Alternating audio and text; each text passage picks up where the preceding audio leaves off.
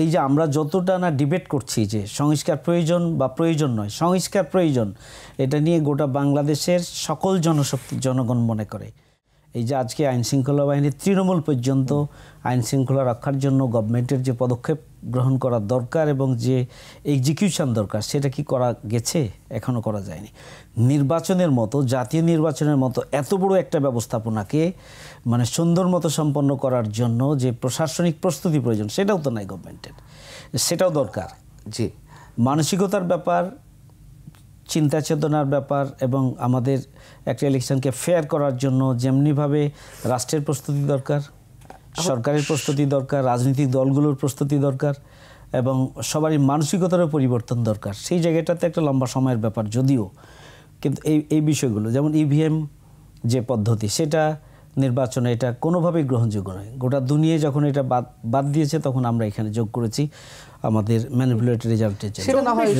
শেখ হাসিনা তার যে আমির নির্বাচনে তো ইভিএম ইউজ করেনি 24 সালের কথা, সেটা বড় কোনো ফ্যাক্টর হয়ে দাঁড়াবে না। এটা যেগুলো আছে, আমাদের কথা তো হচ্ছে যে এই যে আমরা যতটা না ডিবেট করছি যে সংস্কার প্রয়োজন বা প্রয়োজন নয়, সংস্কার প্রয়োজন, এটা নিয়ে গোটা বাংলাদেশের সকল জনগণ মনে করে।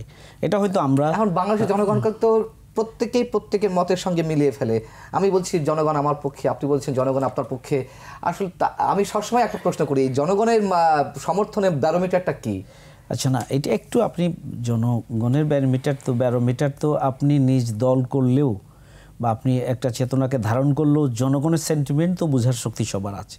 সবাই মনে করে যে আগামী পিছনের দিনে যে 3-4টি ইলেকশনের যে ধারাটা তৈরি হয়েছে, এটা যেন স্টপ হয় এবং জনগণের ভোটাধিকার নিশ্চিত করার জন্য একটা সংস্কার প্রয়োজন, একটা সংস্কার প্রয়োজন। এইটা জনগণের আকাঙ্ক্ষা। এর সাথে দলের কোনো সম্পর্ক নেই। রাজনৈতিক দলের কর্মী হিসাবে, সক্রিয় কর্মী হিসাবে এক এক দলের বিবেচনা এক এক রকম থাকতে পারে।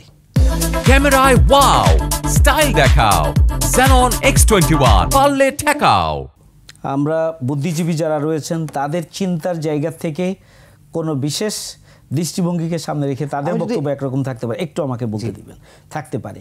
কিন্তু এদেশের জনগণ চায় একটা সংস্কার। তবে আমরা পরিষ্কারভাবে বলতে চাই যে এই জন্য অনেক লম্বা টাইমের প্রয়োজন নয়। এখন তো এটা গুছিয়ে এসেছে।